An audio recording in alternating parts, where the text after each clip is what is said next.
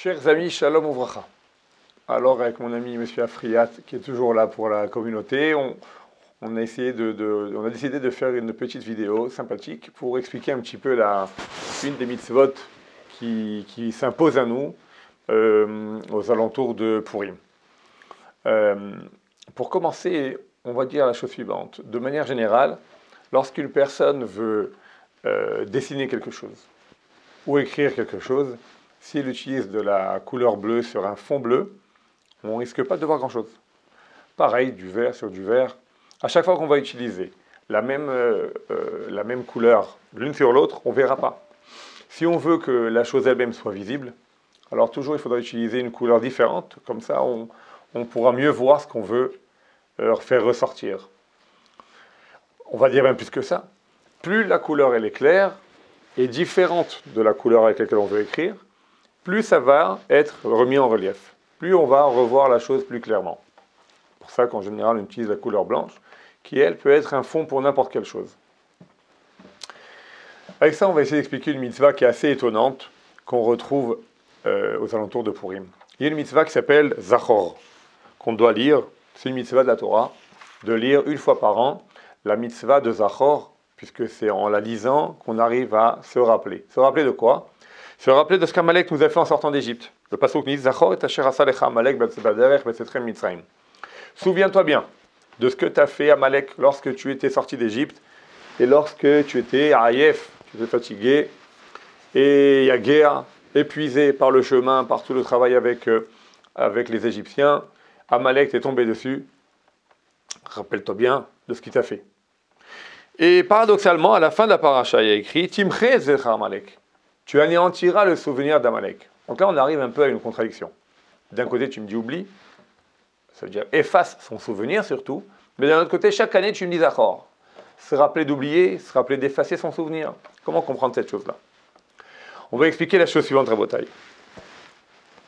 Lorsque, on a une fois utilisé l'exemple d'un tampon. Lorsque quelqu'un utilise un tampon, un seau, alors de manière générale, comment il est fait un tampon? Ce qu'on veut écrire sur le tampon, c'est ce qui va être en relief.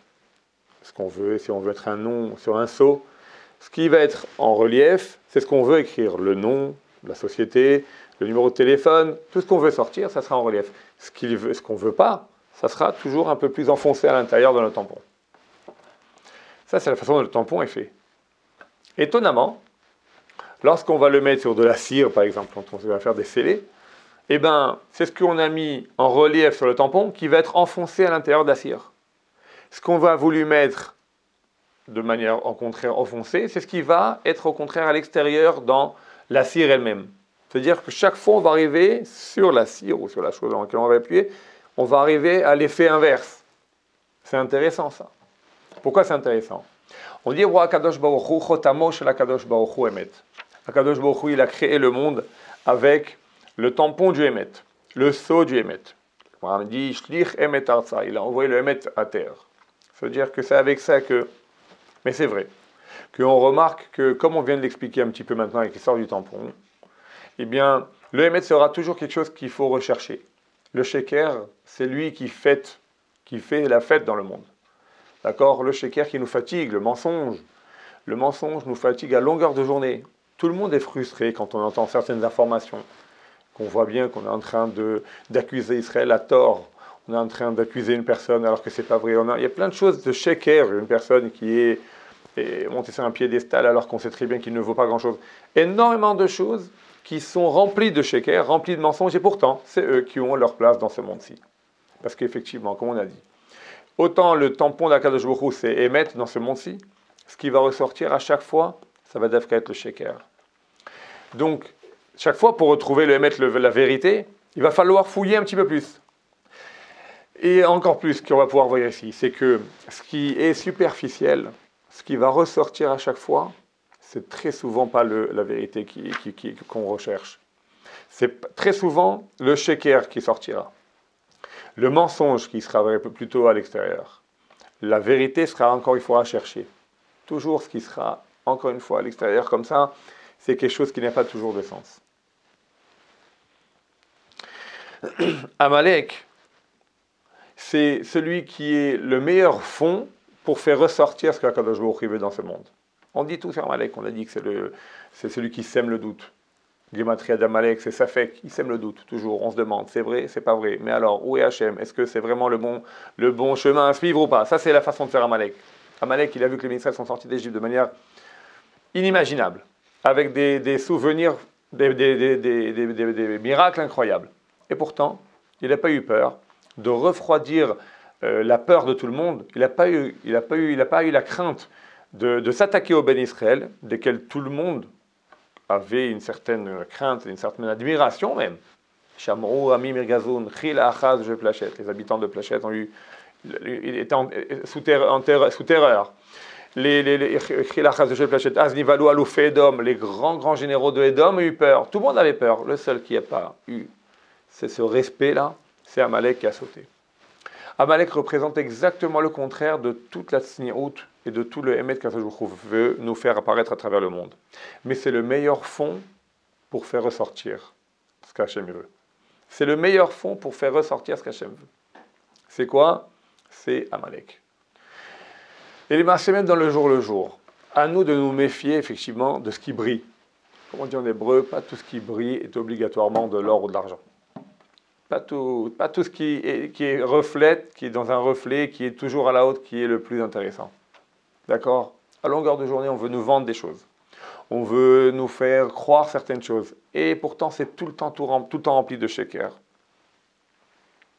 Pourquoi? Parce que c'est Amalek qui est là pour nous faire ressentir ça. Regardez, c'est intéressant à voir. Même dans les publicités, on nous vend des choses complètement folles. On nous fait croire des choses folles dans le monde entier. Et on sait très bien qu'en fait, derrière, ce qu'il faut lire, c'est les petites lignes. Regardez. Même aujourd'hui, les plus grands du sheker, du mensonge, ils ont compris qu'en fin de compte, il faut quand même dire la vérité aux gens. Tu leur vends un paquet de cigarettes, mais il faut leur dire, fumer, il faut leur dire, ça s'y fait. On ne peut pas mentir aux gens tant que ça. Vous savez qu'il y a quelques années, il y avait une publicité d'un cow-boy pour une certaine compagnie de cigarettes qui commence par un M. Et pour cette publicité, on avait utilisé un cow-boy qui descendait de son cheval, beau gosse, viril, avec son chapeau sur le côté, et qui sort une cigarette. C'était la pub de cette fameuse marque de cigarettes. Et pourtant, il est mort, et on ne le dira pas, mais il est mort d'un cancer du poumon. Et toute sa famille a essayé de porter plainte contre cette marque. Mais on ne nous le dira pas. Pendant des années, on va nous faire croire que tout va bien, et qu'au contraire, ça fait beau, et ça fait bien si tu fumes. Et bien, à la fin, ils sont obligés de dire quelque chose, un peu de Hémet. Vous verrez qu'à chaque fois, dans toute la façon de faire des publicités, c'est intéressant, une petite parenthèse pour nous montrer où on est arrivé. Si vous remarquez avant, pour nous faire acheter un certain dentifrice, alors ils étaient obligés de nous dire que c'était une qualité, ça met les dents et les gencives. Aujourd'hui, ils te montrent que non, tu vas briller dans une fête, on va voir tes dents blanches, et on va voir que tu es beau, et on va voir que tu es... Pour te montrer une montre, on te montrait à l'époque la qualité d'une montre. Aujourd'hui, on te montre non, que si tu as une belle montre, tu es bien vu dans la société, tu es bien vu dans une fête, tu es au bord d'une berline de luxe. Donc on voit que nous-mêmes, on y prend goût à ce shaker. Et donc on nous parle avec mensonge. D'accord? Mais ils sont obligés de mettre du Hémet. Vous remarquez par exemple, on vous propose n'importe quelle publicité, vous propose une voiture à 100-150 euros par mois, et tout d'un coup, ils sont bien mettre un astérisque en haut, en te disant attention, il faut une avance de 4000, mais en fin de compte, la voiture ne t'appartient pas, c'est une location, et c'est pas le modèle qu'on t'a montré dans la pub. Mais alors pourquoi tu montres tellement de choses? Si c'est plein de shaker, alors montre-moi la vérité. Pourquoi tu ne me dis pas la vérité? C'est ce qu'on est en train de dire. Le Hémet, si tu veux le trouver, il faut fouiller, il faut vraiment chercher. C'est pas dans tout ce qui est m'as-tu vu, et pas dans tout ce qui est reflété à l'extérieur que le Hémet se trouve. Tout ça, c'est ce qu'Akadosh Baruch Hu, au contraire, dans son tampon, s'était enfoncé. C'est pas ça qu'il voulait que tu vois.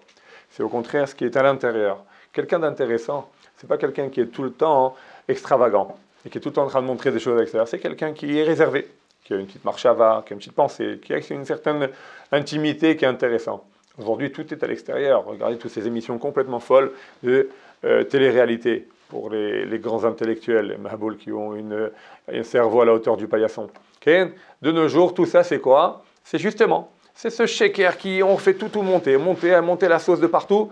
Mais ce qui est intéressant, c'est au contraire quelque chose de fin, quelque chose d'un peu plus intérieur, une pensée, une réflexion. Et ça que la Torah, elle te dit. Timche zedcher Amalek.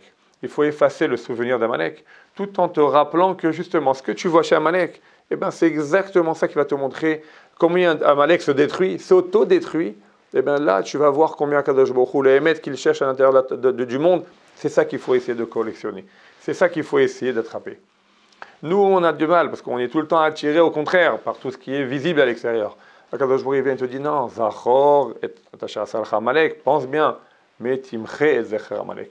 En choisissant le Hémet, c'est comme ça que tu vas effacer le Zecher d'Amalek. On lisait ça juste avant Purim. Purim également. C'est passé.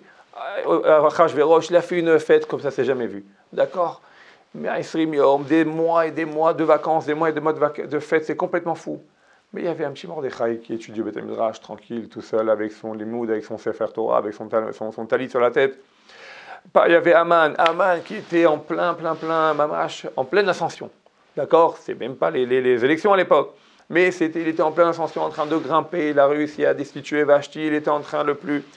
Et il y avait un juif qui a refusé de se soumettre à ce Haman. Je ne vais pas à la fête, moi j'ai quelque chose d'intérieur. Et Haman, c'était m'as-tu vu? Comme il a dit, Vecholzen Choveli. Il a montré à ses enfants et à sa femme, regarde combien je suis riche, regardez combien la reine m'invite à tous ses festins, regardez combien Achashverosh il m'aime. Et par contre, ce Mordechai me dérange. Pourquoi? Parce qu'il a vu qu'il y avait du Hémet qui le dérange. Ça l'embête pour pouvoir avancer. Et bien en fin de compte, c'est le contraire qui s'est fait. Le Sheker est tombé complètement sur l'arbre sur lequel il voulait pendre à Mordechai, c'est là-bas qu'on l'a pendu. Lui-même a été tué, ses enfants, sa maison a été donnée à Mordechai. Tout s'est inversé. Parce qu'il y a un moment où le Hémet revient. Et c'est lui qui reprend le dessus.